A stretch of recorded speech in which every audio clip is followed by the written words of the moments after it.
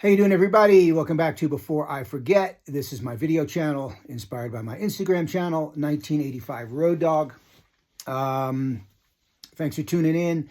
I had really good response from this whole wig metal video that I did, which was a response to the documentary, which I covered in another video, Nothing But a Good Time, History of Hair Metal. And I said in my last video, there's a lot of hair guys that were faking it, that had wigs or pieces.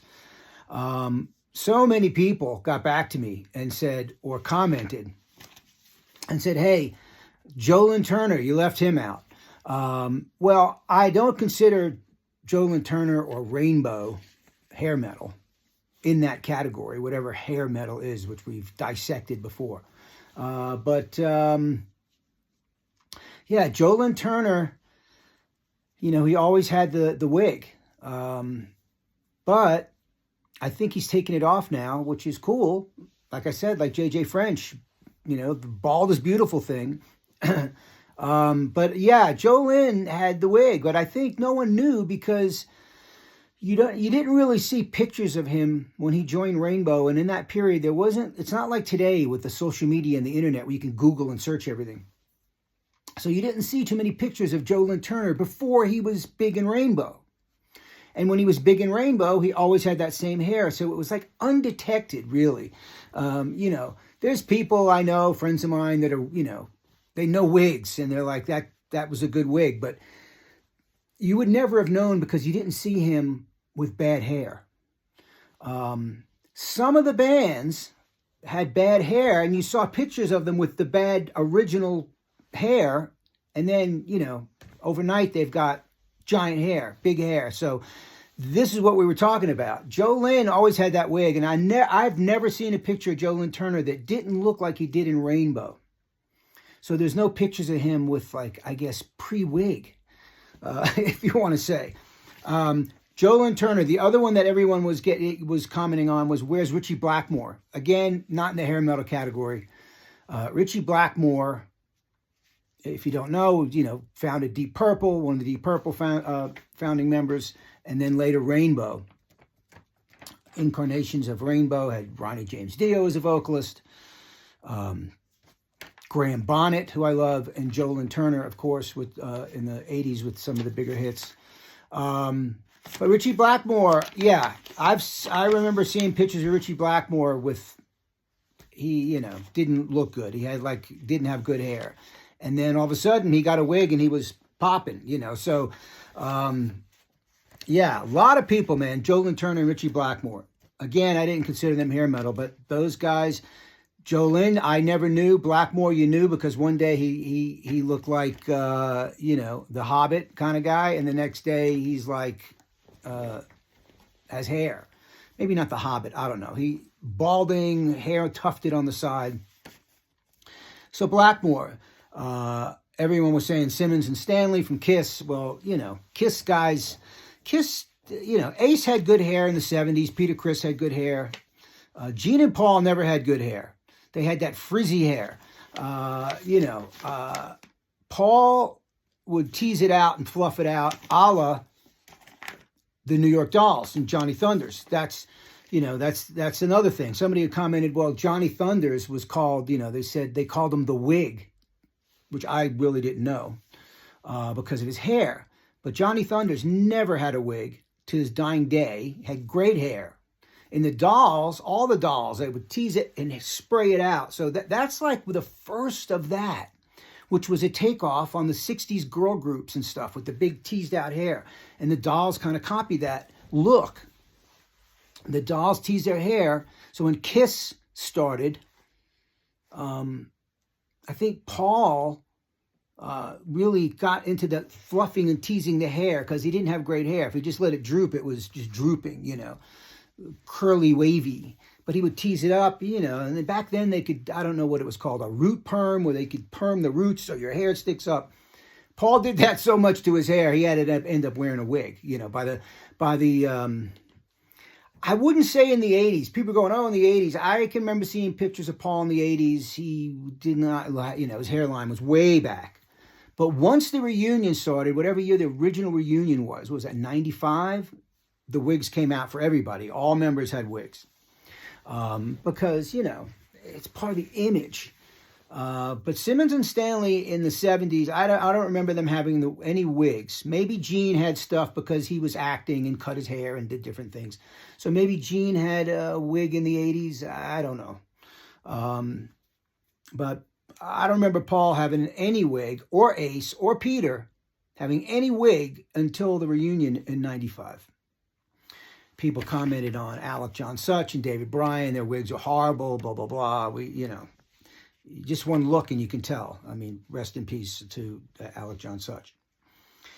People comment about Brittany Fox and Enough's Enough. Brittany Fox, I don't know. If those guys were wearing wigs in their heyday, or the album cover days, if they were wearing wigs, they were bad wigs because they looked like a teased out mess. So maybe they had extensions or pieces. I don't know. I've never seen those guys up close. If I did, I might have had a better idea on the Brittany Fox guys. Enough's Enough. I think one of those guys has a wig. It doesn't really matter with them. A lot of people said these people have wigs, which I will debate. Vince Neil. I don't think Vince Neil has ever worn a wig. I can't remember any time he had extensions. Vince always had good hair. So, I'm not talking about today. I'm talking about 80s, 90s, early 2000s, whatever. He had pretty good hair, Vince Neil. I mean, anytime I was around him, he had good hair. So people said he had wigs. I don't remember him getting extensions or all of a sudden his hair was longer overnight. I don't remember any of that with him. And people said Mick Mars. I don't remember Mick Mars having a wig in the 80s. Definitely not in the 80s. In the prime of Shout the Devil and Theater of Pain, all that, I was with Mick Mars and close to him, and he didn't have a wig on. Maybe he does now, or he did. I don't know. But back then, he had the Mick Mars hair, man. He had pretty good hair. Everybody in Motley had good hair. People said Blackie Lawless had wigs or extensions. Maybe. I don't know. I mean, anytime I was next to Blackie, it was very infrequent. A couple times I was talking to him. In the 80s, he didn't look like he had any wig or pieces in his hair. I could be wrong. But this is what I've been hearing. The response has been incredible on this wig thing.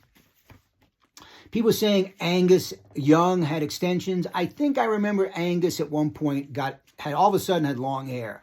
I could be wrong overnight. Ozzy, I don't know. I've never seen Ozzy with a wig on. Maybe, I don't know. He shaved his head one time, bald, in a frenzy of drugs and alcohol. I think he shaved his head. But maybe he had to wear a wig for that. But I remember seeing pictures of Ozzy on stage, on tour, with a bald head, like, stubble. So I don't know what the deal was there. If after that he got a wig, I have no idea. If you look at Ozzy today, he's fallen apart, but his hair still looks okay. So I don't know if Ozzy ever had any wigs. Maybe. People are saying Don Dokken had extensions. David Coverdale. I don't know. I've never been near him, but his hair was pretty big. But I remember seeing pictures of him in the late 70s and the early 80s. White Snake, when he's Deep Purple. He had good hair, David Coverdale. So he might have just teased it, maybe had extensions and fluffed it out. Who knows? But what else did I say? Well, I made some notes here. A lot of people are confusing big hair with fake hair. So, it's amazing the cross-section of different people that have responded to the wig and hair thing. But yeah, I don't know. It's like, there's some really bad wigs out there. I look at them and I'm just like, oh man. And they get it so late in their career. It's so obvious. It's just like, what's the point, man? It's like, I don't know. This is all part of the rock star ego thing, or insecurity about how you appear or whatever. I don't know. Ace has a wig now. I don't like it. Did he need a wig? I don't know. Is it important enough to people? Anybody can look at that. I don't care whether you know Ace Frehley or not. You're going to look at that picture and go, that's a wig. So it's just, I don't know. I don't think Ace needs a wig, but who am I to say? this is like, you know, we're getting crazy with the wig thing. It's like getting deep. So, but people have been really enjoying the wig discussion. I wanted to pop back on and just talk about that a little bit more. Oh, Dee Snider. So Dee Snider from Twisted Sister, he always had like a curly, bouncy fro kind of a do. When I first started seeing Twisted Sister, his hair was like a reddish brown, his natural color. Then in 1980, with the Bad Boys tour, they came out with a whole new look, and Dee dyed his hair blonde. Then later on in the 80s, early 80s, 81, 82, it started getting shoulder length, started growing a little bit. And then once they signed to Atlantic, and they did the first Atlantic Records album, You Can't Stop Rock and Roll, Dee got extensions, I'm pretty sure. But he always had, you know, that kind of curly, kinky hair, Dee. But he got extensions, yes, Dee did at some point, I believe. I don't know for sure, and don't be mad at me, Dee. Greg Bissonette, don't know enough about him. Somebody said he had short hair and wore a wig when he was with the David Lee Roth band, which Roth had that terrible wig at the same time. And that's like, you know, that's what the comments on those people, unbelievable amount of people with Lynn Turner and Richie Blackmore references. Yeah, you know, look, do what you need to do, man. If you need to wear a wig, you wear a wig. It's just like, I tie the whole thing to, for me, it's like the fragile ego of the overimportance of the rock star.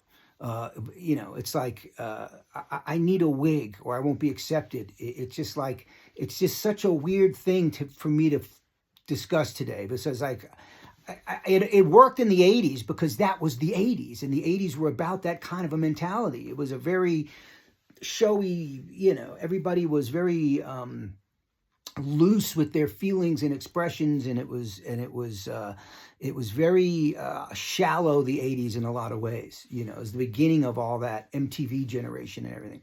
So, but today it's just like, I don't know, man. I just tie, it's not about the wig. It's about the refusal to admit you have a wig, or somebody afraid to say, hey, is that a wig? You know, it's just like, well, that's, you know, that's too forward for some people. But just like, I don't know. It's like, it worked in the 80s. Like that mentality is, to me, is gone. Today, you know, I don't know. If Eddie Vedder was losing his hair, he'd shave his head. He's not going to get a wig. It's like, it's a different generation's view of the you know, what the public, how the public perceives you or looks at you. It's just different. It's the